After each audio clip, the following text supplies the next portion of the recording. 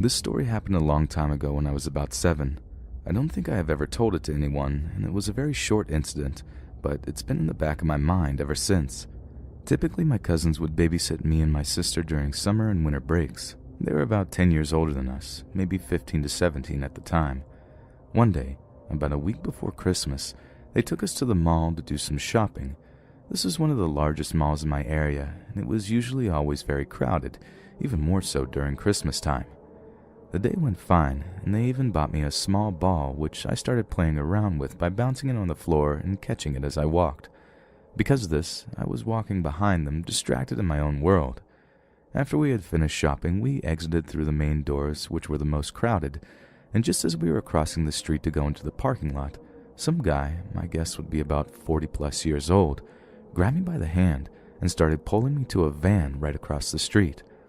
I remember the van very clearly. It was one of those conversion vans popular in the 90s with drapes on the window, red with thin gray stripes running through the sides, and van doors. One of the back seat doors was open and you could see a woman sitting on the driver's seat. She was about the same age as the guy, and you can tell that the engine was running. At the time, I didn't really know what was going on. I just thought it was weird in a sort of funny kind of way. Why is this guy grabbing me? As I remembered, I thought he just got confused and grabbed me by accident, thinking I was his son or something. So I shouted my cousin's name and she quickly looked my way. She was just a few steps ahead, and as soon as she sees me, she runs to me, quickly grabs my arm with both hands, and starts shouting as loud as she can. It wasn't until I saw her freak-out face that I realized that something bad was happening. As soon as she grabbed me, the guy just lets go, gets in the van, and they drive away. They didn't really tell the cop or call mall security. They were teens, so my guess is that they didn't really know what to do. They were just happy nothing happened. As I said, this was a very crowded day. As I got older and reflected more on what happened that day, I would understand more and more the severity of the situation. I wondered what would have happened if my cousin hadn't heard me calling her name within all that noise and multitude that was crossing the street with us. I wasn't even shouting out at the top of my lungs. I just called out her name rather calmly. So I was very lucky that day. But later that year, a kid was kidnapped in a local park. It was a very famous case that made headlines all around the county. They never found the kid, and I've always wondered if it could have been the same guy.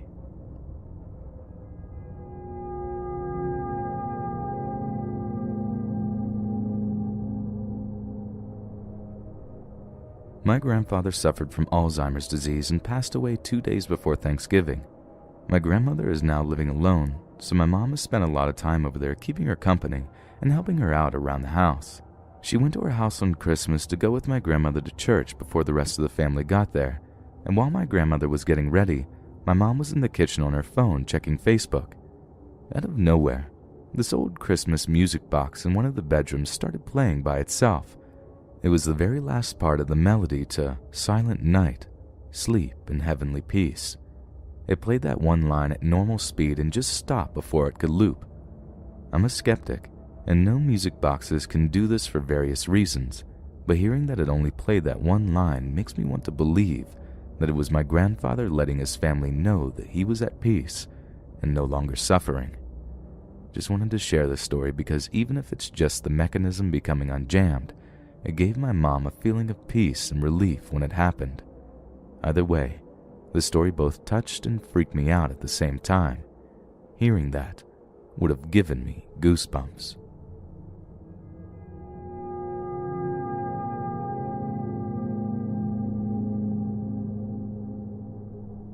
I'm currently 18 and my dad passed away in an accident when I was very little in 2005. A couple of years ago on Christmas, my brother, mother, and me were watching a corny Christmas movie on Netflix for the fun of it. It was the 1998 version of Jack Frost, where a father dies in an accident but comes back to life as a snowman to be with his kid. In the other side of the room we were in, my mom had an iPod that was hooked up to a speaker. Near the end of the film, there was a scene where the dad acknowledges that he has to pass on and tells his family he loves them as he starts to melt. During this exact scene, the iPod somehow turned on by itself and started playing loud music, which startled us a little. We were kind of silent for a while after that, and we've never since talked about it. I think I can only remember it happening one time other than that, which was in the middle of the night while everyone was sleeping. Maybe it's a coincidence, but it's pretty odd that it happened at that exact moment on Christmas. We've moved multiple times since his death, too, and that happened in a relatively new apartment. If it was him, it was a pretty sweet thing for him to do.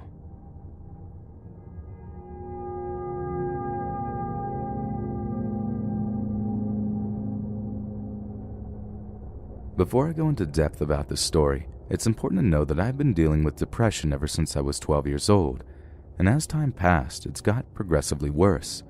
It's also important to know that at the time that this happened, I was in a toxic relationship and it heavily affected my mood. Onto the story.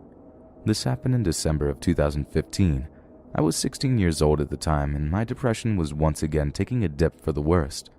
Despite this, and despite the toxicity of my relationship at the time, I did my best to talk with my family about the holidays.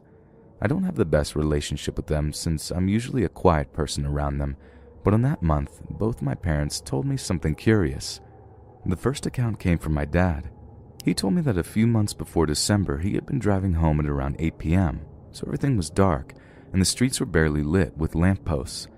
The neighborhood I live in is a quiet one, but we have very few lampposts in our street, so walking outside at night can feel really creepy. There are neighbors who own dogs, large ones, but they're almost always quiet too. So my dad was driving down the street, and as he turned onto our street, he said he saw something in the middle of the road.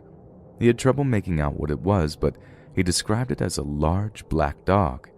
He said it was really furry and that its ears were upright, but when I asked if it was just a stray dog, he looked at me wide-eyed and shook his head. He said this dog was abnormally huge, bigger than any other dog he had ever seen. Its eyes were piercing through him as he continued to drive, but as my dad came closer to the dog, it stepped out of view. My dad had never spoken about it until about a week ago, and even then he hadn't actually told me about it before. The only person he had told was my mother. My mom is very afraid of black dogs because of an incident from her childhood, so when I asked her about my dad's experience a few days after, she told me she froze slightly and admitted that she had seen it too.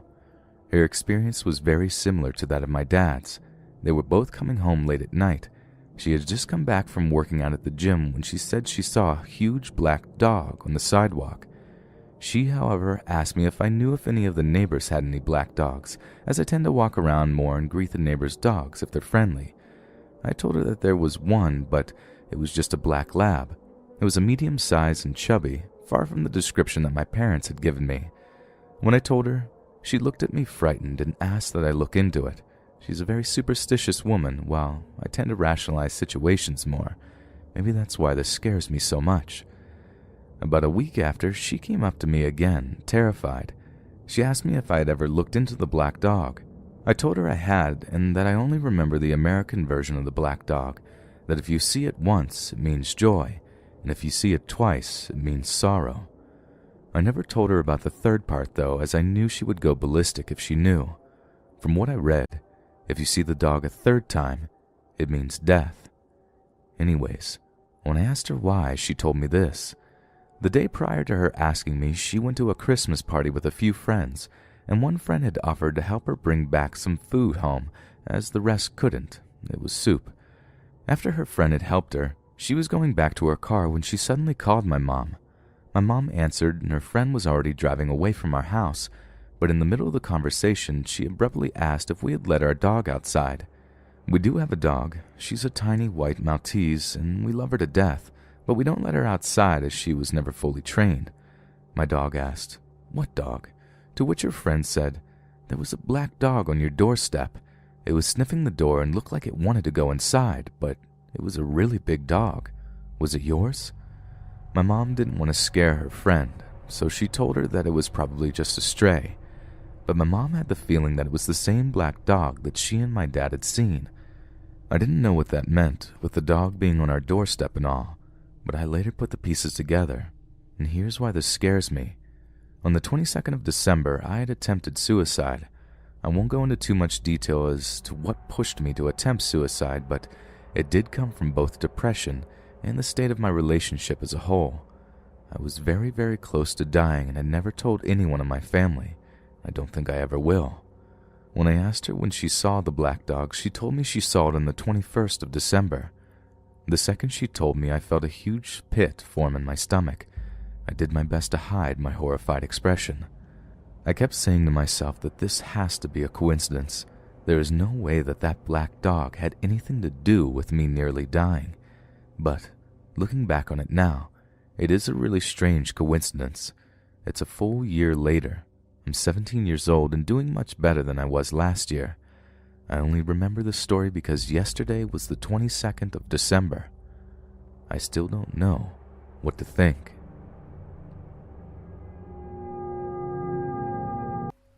When I was about 12, my great-uncle John came from Ukraine to visit us in Canada. He had a lot of stories, but this was the one that stood out.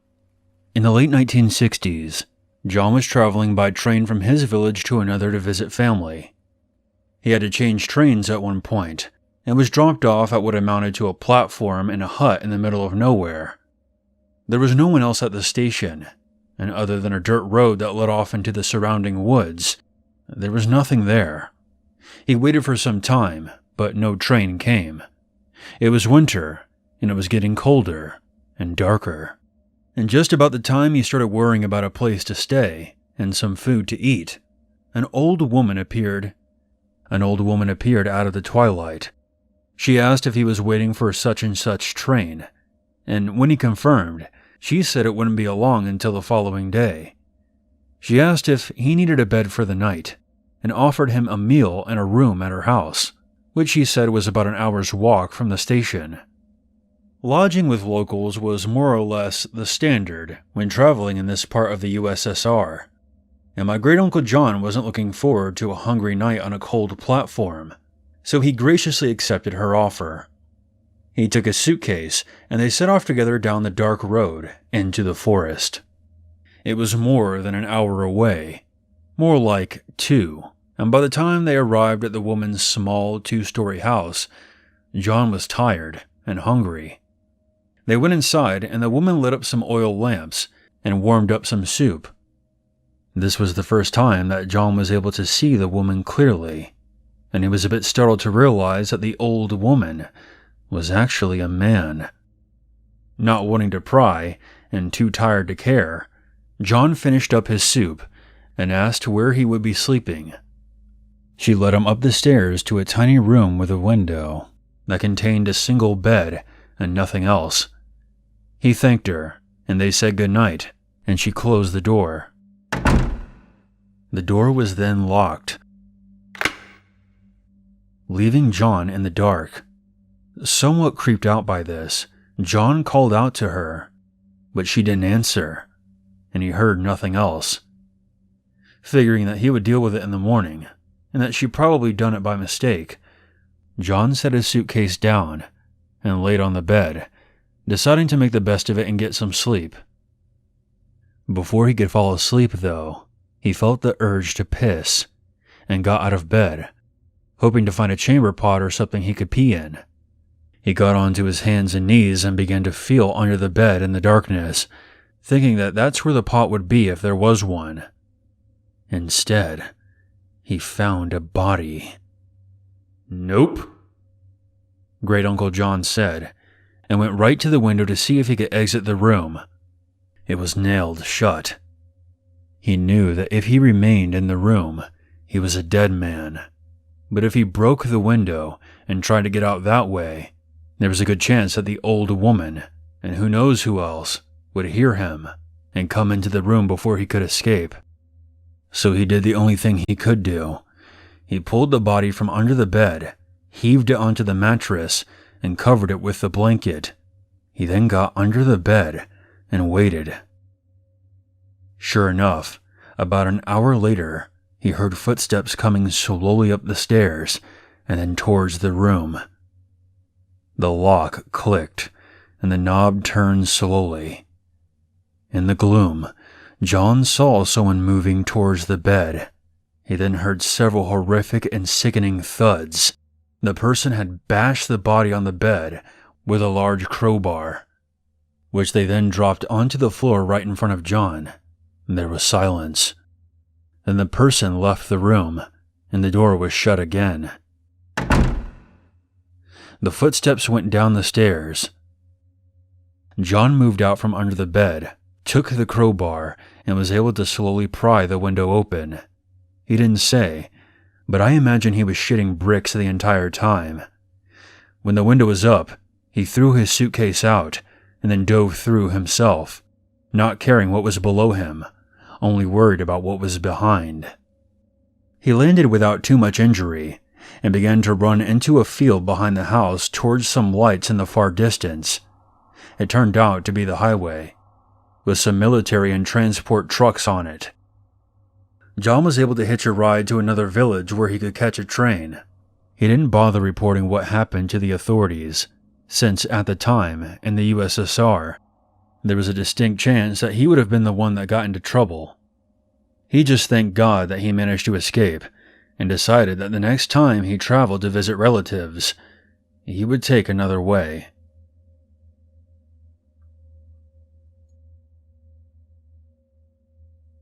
I'm originally from Mexico. For reasons that will become very obvious, I wish to remain anonymous. I used to be involved in the Mexican cartel. I mainly transported drugs across the border into the United States. To make a long story short, I was caught and cooperated with the feds in exchange for immunity and asylum.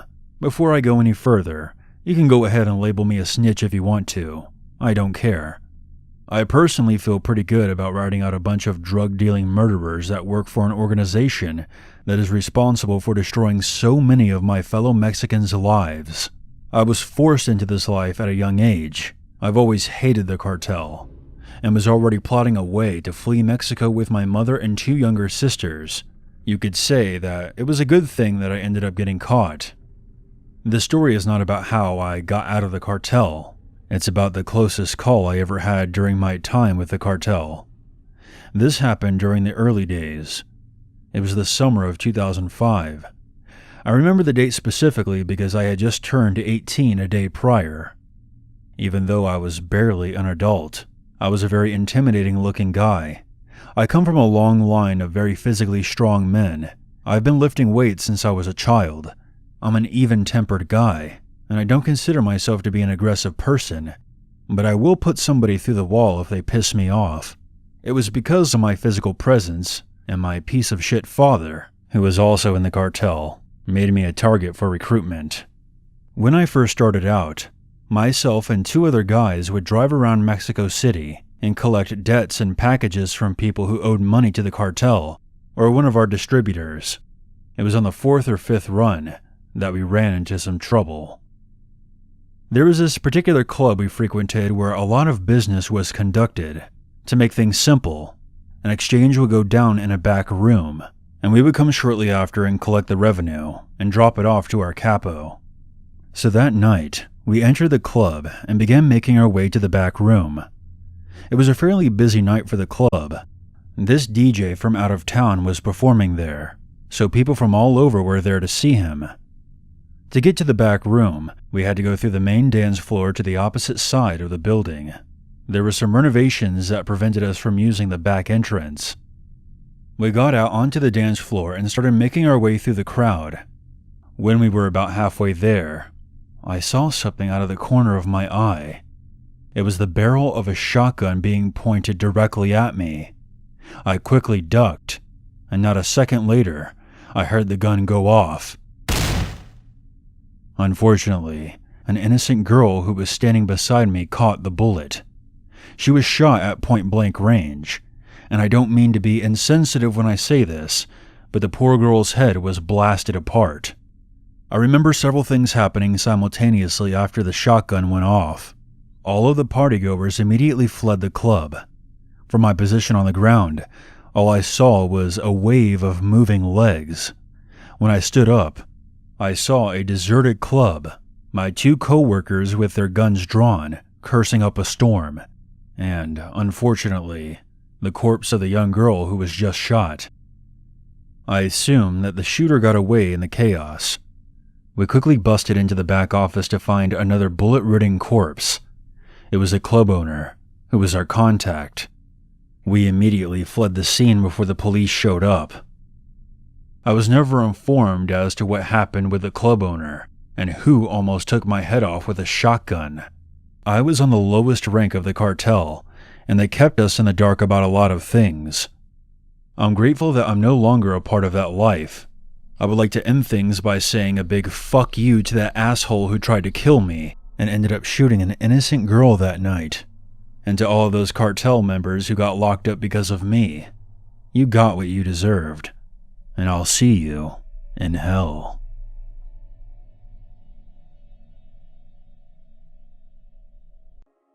I'm a 20-year-old male, and this happened to me in the winter of 2018, the day after Christmas.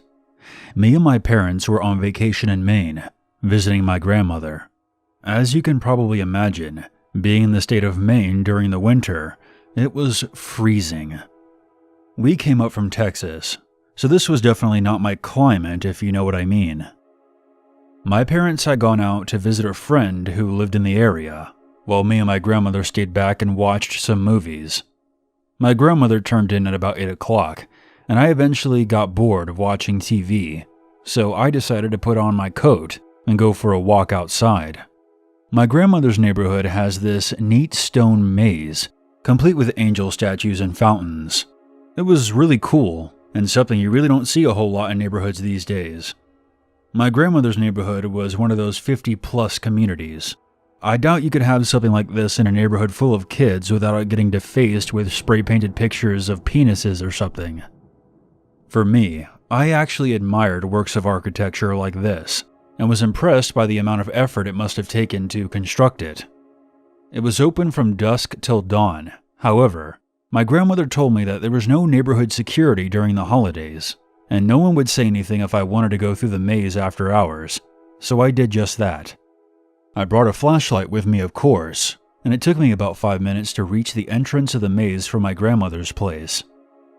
The maze wasn't massive, but it was big enough that you could get turned around, at least for a little bit. If I could give you guys a somewhat accurate visual of this maze, think of the maze in Resident Evil 4, where Leon had to fight off those dogs and gather puzzle pieces. That's roughly the same size as this maze. When I walk through this maze during the daytime, I would usually listen to my headphones, but something told me not to put them on that night, and it's a good thing that I followed my instincts. After I'd say it was about 10 minutes, I suddenly heard the sound of metal scraping against the stone walls. As soon as I heard the sound, alarm bells went off in my head. I froze in place and carefully listened for any other sounds. The scraping noise came again, except this time there was a deep voice that followed it. "Abandon hope, all ye who enter here." This sent chills down my spine, realizing that I was now in a maze at night with a possible maniac. The maze had these areas where a statue or a fountain would be. In these locations, there was shrubbery that lined the maze walls. There was just enough space between the wall and the bushes for a small person like me to hide behind. And since I didn't know the best route to exit the maze from where I was, I decided that the best course of action was to hide. I made my way into the area where a statue of David the Archangel was, and I quickly took cover behind the shrubbery that lined the walls. The streetlights located outside of the maze provided enough light for you to see your surroundings. However, it was still dark enough to obscure the details of objects and people. I feel that I needed to point that out, because from my hiding spot, I could see the corridor that I entered from.